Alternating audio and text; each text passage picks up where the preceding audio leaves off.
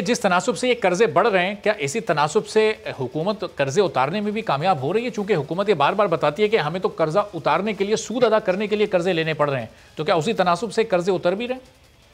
देखिए, मैं आपसे एक बात बता दूं, अगर आपसे मैं 1 लाख रुपया कर्जा लूं और 1 लाख रुपया वापस कर दूं तो कर्जे बढ़ा नहीं करते।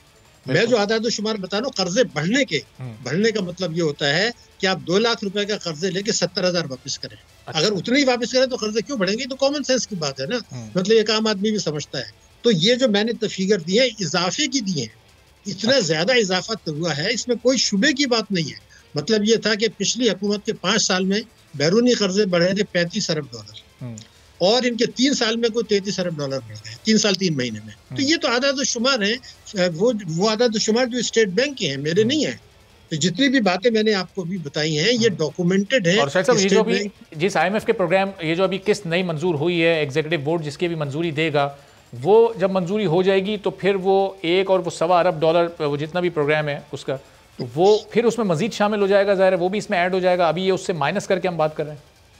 नहीं जनाब, उसके बाद 3 अरब डॉलर सऊदी अरब से हमने रोके हुए हैं, जो अच्छा। अक्टूबर में उन्होंने वायदा किया था, वो भी रोक लिए थे कि जब IMF का आएगा देंगे। हालांकि ये कह रहे थे 2 दिन में मिल जाएंगे। तो 3 अरब डॉलर तो वो बढ़ेंगे 3.2% शरह सूद पर।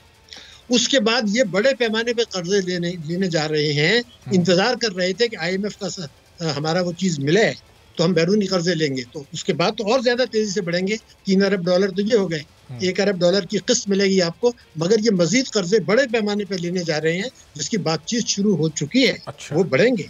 लेकिन जो चीज अब मुझे जो आपका जो फोकस है, ये जो 1 अरब डॉलर की किस्त है, इसमें 900 अरब रुपए का पैकेज है अवाम के ऊपर। 900 अरब रुपए का, वो मैं बता दूं किस तरह से। 356 अरब रुपए है, वो तो पेट्रोलियम लेवी है जो भत्ता है, जिसकी वजह से हर चीज की कीमतें बढ़ेंगी। आपको भी पता है, मुझे भी पता है। पेट्रोलियम लेवी 300 अरब के इनडायरेक्ट टैक्सेस है, डायरेक्ट नहीं इनडायरेक्ट टैक्सेस है, GST वगैरह जो अवाम पे चले जाएंगे। और 200 अरब रुपया ये तरक्याती अखराजात में कटौती कर रहे हैं। और तरक्याती अखराजात में कटौती का मतलब होता है मईशत की शरह नमो सुस्त होगी, रोजगार के मौके कम मैसर आएंगे। तो 900 अरब रुपए का ये पैकेज है, जिसको ये घुमा फिरा के अलग अलग बता रहे हैं। मैंने आपको इकट्ठा करके बता दिया। सही। अब शायद साहब, ज़ाहिर है यहाँ दो ये सवाल ये पैदा होते हैं कि एक तो ये जो कर्जे लिए जा रहे हैं, अब ये इसको वापस करने का क्या तरीका होगा? क्या इतने वसाइल हमारे पास मौजूद हैं कि हम थोड़ा थोड़ा करके इसको अगले कुछ सालों, 8-10 साल में पाकिस्तान उतारने के काबिल हो सके? और फिर अगर क्या ये हुकूमत IMF के इस प्रोग्राम में नहीं जाती तो उसके बगैर सर्वाइव करना क्या पॉसिबल था? क्योंकि महंगाई की हालत तो अभी भी वही है, एक आम आदमी पर तो वही बोझ है। तो क्या IMF के पास जाए बगैर ये पॉसिबल था कि पाकिस्तान सर्वाइव कर पाता? नहीं, देखिए ना, IMF के जाने से पहले मैं आपको बता दूं कि जो हुकूमत के आदाद शुमार है, 2018 में जो अफराद ज़र था 4.5 था, बल्कि पिछले हुकूमत के 3 सालों में जो अफराद ज़र था वो था 4.1%। इस हुकूमत के दौर में 9% है। ये स्टेट बैंक और वजारत खजाना के आदाद शुमार हैं जो दुगने हुए हैं। और ग्रोथ रेट जो था उस वक्त 2018 में था 5.5%। अब इनका 4 साल का औसत बन रहा है तकरीबन 2.6%, जो पाकिस्तान की तारीख का सबसे कम है। अगेन मैं कहूँगा ये मेरे आदाद शुमार नहीं है, मगर असल मसला ये नहीं है, सब मसला कुछ और है। मैं आपको वाज़ेह तौर पे मसला ये है कि ये जो तबाही बर्बादी आई है, रुपए की कदर जो गिरी है, मई से अब तक वो 23 रुपए गिरी है 1 डॉलर के ऊपर। जबकि इससे पिछले आने से हुकूमत से पहले जो 10 साल थे उसमें 5 रुपए 60 पैसे सालाना गिरी थी। तो ये जो खेल हुआ है वो मैं आपको बिल्कुल वाज़ेह तौर पे बता दूं कि एक हिकमत अमली बनाई गई थी फरवरी 2020 में, और वो ये थी कि कोविड की आड़ में आप शरह डिस्काउंट रेट को बेतहाशा कम कर दें, दुनिया में सबसे ज़्यादा कम कर दें, सस्ती शरह सूद पर कर्जे दें ताकि लोग मालदार लोग कमाएं, इंपोर्ट करें, सब कुछ करें। मगर मसला ये आ गया कि IMF ये कह रहा था कि जी आपकी तो शरह अफराद ज़्यादा है तो आप डिस्काउंट रेट तो कम नहीं कर सकते। तो इन्होंने 20 महीने तक IMF के प्रोग्राम को होल्ड रखा, जो पाकिस्तान की तारीख में कभी नहीं हुआ। 20 महीने नहीं होल्ड किया जाता, तो वो डिस्काउंट रेट कम कर दिया।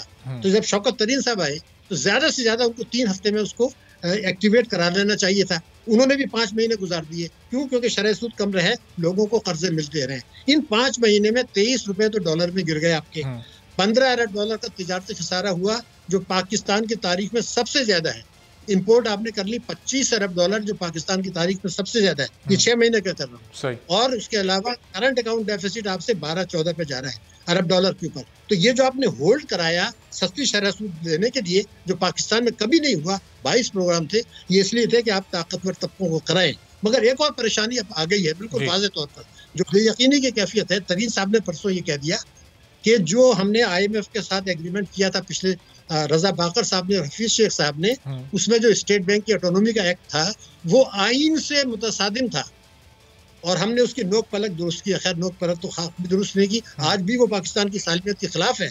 लेकिन IMF से अगर इन दो साहब ने एग्रीमेंट किया था और वो एग्रीमेंट वो जो था ऑटोनॉमी पाकिस्तान के आइन से मुतसादिम थी, तो सवाल ये है वजारत कानून और कैबिनेट ने भी तो उसको अप्रूव किया होगा ना। बिल्कुल। तो ये जो चीज़ हुई है बेयकीनी की कैफियत, एक तो ये मुझे खौफ आ रहा है। दूसरे मैं आपको बिल्कुल वाज़ेह तौर पर बता दूं कि जो 33 बिल पास हुए हैं उस वक्त ये बिल भी आ रहा था, मगर कुछ लोगों का ज़मीर था जिसमें इनके इत्तेहादी भी शामिल थे। अच्छा। और इनके जो अपने मेंबर भी थे, उन्होंने ये कहा कि ये तो हम पास नहीं कर सकते जनाब, ये कैसे हो सकता है। ये तो कायदे आज़म ने कहा था कि ये हमारी पाकिस्तान की खुद मुख्तारी होगी, कि अलामत होगा स्टेट बैंक, आप इसको गिरवी रख रहे हैं।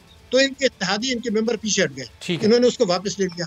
अब उसके अल्फाज बदल के अगर दोबारा ये अप्रूव हो जाता है तो ये पार्लियामेंटेरियंस जो है ना, ये तो फिर इनका इम्तहान है, ये तो डेमोक्रेसी का इम्तहान है कि ये पाकिस्तान और ये बड़ी खतरनाक सूरत हाल है। लेकिन अब शायद ये IMF और सऊदी अरब के पैकेज के बाद ये जो डॉलर डी वैल्यू पिछले 3-4 माह में हुआ है 23 रुपए, क्या इसमें कोई स्टेबिलिटी आ सकती है और ओवरऑल महंगाई पर कोई फर्क पड़ सकता है? जो करंट सिचुएशन है इस वक्त, इसमें कोई बेहतरी होगी? देखिए मैं आपको पूरी जिम्मेदारी से बता रहा हूँ, महंगाई में बेतहाशा इजाफा होगा और हुकूमत को पता है। मैं कोई ऐसी अपनी नई बात नहीं बता, हुकूमत को पता है कि बेतहाशा बढ़ेगी। शायद ये अभी 9 है तो ये 15% हो जाएगी, इसको कोई रोक नहीं सकता। अच्छा। एक बात। दूसरा ये तो नहीं, ये तो हुकूमत को पता है, मैं ये नहीं कह कि मैं अपना कह रहा हूँ, उनको भी पता है कि नहीं होगा। आपने 900 अरब रुपए कुचले हैं आवाम को 1 अरब डॉलर लेने के लिए, तो 900 अरब का पैकेज का इम्पैक्ट तो आएगा ना, ये तो बिल्कुल वाज़ेह है।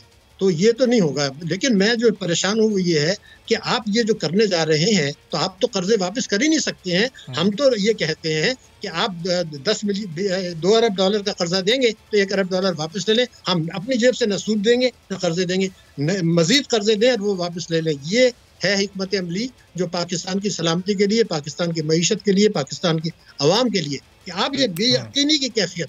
अब आईन है पाकिस्तान से जो एक जुमला मैं कह रहा हूँ, जो ये कहते हैं तरीन साहब कि इन्होंने एग्रीमेंट जो IMF से कर लिया था, वो एग्रीमेंट जो था ऑटोनॉमी का, वो आइन के खिलाफ था। तो सवाल ये पैदा होता है कि ये कहा जी उसको भूल जाएं। तो आइन के खिलाफ आपने IMF से कमिट किया, उसकी वजह से इतनी ताखीर भी हुई, तो उसमें कोई अकाउंटेबिलिटी की जरूरत नहीं है। सही। पाकिस्तान के लिए कर रहे हैं, तो ये चीजें जो चीज है ना, इससे FDI गिरेगा। मैं आपको बता रहा हूँ, दुनिया बेवकूफ नहीं है। वो ये देख रहे हैं कि ये 900 अरब का पैकेज ले आए, शरह सूद को इन्होंने मसनूई तौर से रखा है, FDI गिर रहा है, बड़ी बात है। ठीक है। टैक्स गिर रहे हैं। हालांकि ये प्राइम मिनिस्टर तो ये कहते हैं जी FDI पिछली हुकूमत में नहीं आता था, टैक्स पिछली हुकूमत को नहीं मिलते थे। अब स्टेट बैंक की आदत तो शुमार इनकी तो ये इनके दौर में गिरा है। सब्सक्राइब करें और बेल दबाएं ताकि कोई खबर रह न जाए।